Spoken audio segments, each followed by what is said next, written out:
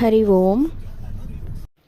ಈಗ ಲಂಬೋದರ ಅನ್ನೋದ್ರದ್ದು ಪದದ್ದು ವಿವರಣೆ ಎಲ್ಲ ನಾನು ನಿಮಗೆ ತಿಳಿಸ್ಕೊಟ್ಟೆ ಅಲ್ಲ.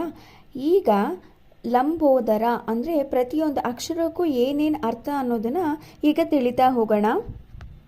ಲಂ ಅಂದರೆ ಅತಿಯಾಗಿ ಯೋಚನೆ ಮಾಡೋಂಥವನು, ಮತ್ತು ಅನುಭವಕ್ಕಿಂತ ಹೆಚ್ಚಾಗಿ ಯೋಚನೆ ಮಾಡುವಂಥವನು, ಮತ್ತು ಗುರಿ ಆಧಾರಿತ ಹಂಬಲ ಮತ್ತು ಸ್ವಾತಂತ್ರ್ಯ ಯೋಚಿಸುವವನು ಅಂತಂದರೆ ಏನೇ ಒಂದು ಗುರಿ ಇದ್ದರೆ ಅದನ್ನು ಪರಿಪೂರ್ಣ ಮಾಡೋವರೆಗೂ ಬಿಡಲ್ಲ, ಅದನ್ನು ಹಂಬಲಿಸ್ತಾ ಇರ್ತಾನೆ. ನಾನು ಈ ಗುರಿನ ದಾಟಲೇಬೇಕು ಅಂತಂದ್ಬಿಟ್ಟು ಅಂತ.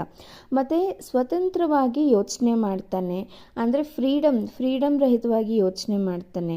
ಮತ್ತು ಎಷ್ಟೇ ಕಠಿಣ ಕೆಲಸ ಇದ್ದರೂ ಕೂಡ ಅದನ್ನು ಆರೋಗ್ಯಕರವಾಗಿ ಮತ್ತು ಶಕ್ತಿಯುತವಾಗಿ ಎರಡು ಥರನೂ ನಿಭಾಯಿಸೋದಕ್ಕೆ